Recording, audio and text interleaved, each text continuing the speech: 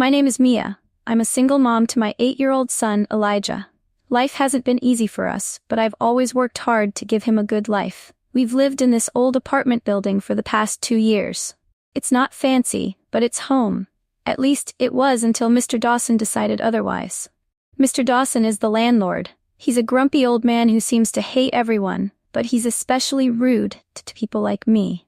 He's made it clear he doesn't think I belong here. He never outright said it, but the way he looked at me, the way he talked down to me, it wasn't hard to figure out.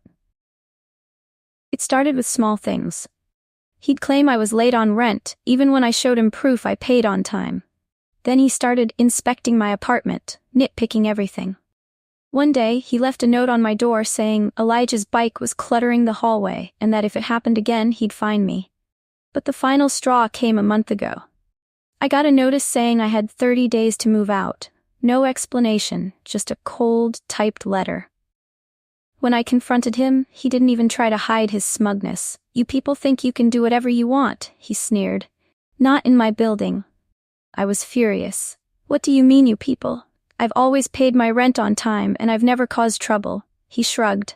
"Doesn't matter. You're out. Good luck finding somewhere else." I wanted to scream, but I held it together for Elijah's sake.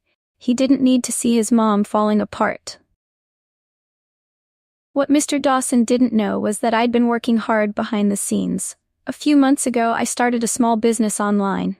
It took off faster than I ever imagined. For the first time, I wasn't just getting by, I was thriving. And when I heard that the apartment building was going up for sale, I saw an opportunity. It wasn't easy, but with a loan and a lot of determination, I managed to buy the building. I hadn't told anyone yet, not even Elijah. I wanted to wait until everything was finalized. The day after my eviction notice, I got the keys. I could have marched straight to Mr. Dawson's office and told him off, but I decided to wait. I wanted to do it right. When my eviction deadline came, I knocked on his office door. He opened it with a smug grin, clearly expecting me to beg for more time. "Well, if it isn't Miss Wright," he said, leaning back in his chair. "I hope you've got your boxes packed." I smiled, holding up the keys. "Actually, Mr. Dawson, I'm not going anywhere. In fact, I'm here to talk about your future." His brow furrowed. "What are you talking about?" I set the keys on his desk. "I'm the new owner of this building." For a moment he just stared at me, his mouth opening and closing like a fish out of water. "That's not possible," he finally sputtered. "Oh, it's very possible," I said, feeling a wave of pride and satisfaction.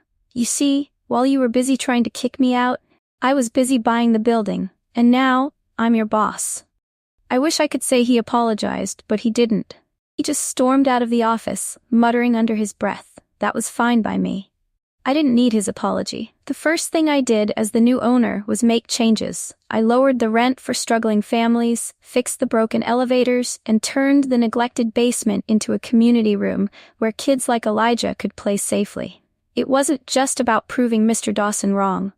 It was about creating a space where people felt valued and respected. A place where no one had to worry about being kicked out just because of who they were. When I told Elijah the news, his eyes lit up. "Does this mean we can stay?" he asked. I hugged him tightly. "It means we can do more than stay. This is our home and no one can take it away from us."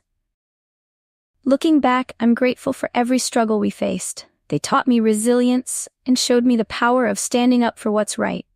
Mr. Dawson tried to tear us down, but in the end, we rose above. And now, this building isn't just where we live. It's a symbol of hope for everyone who calls it home.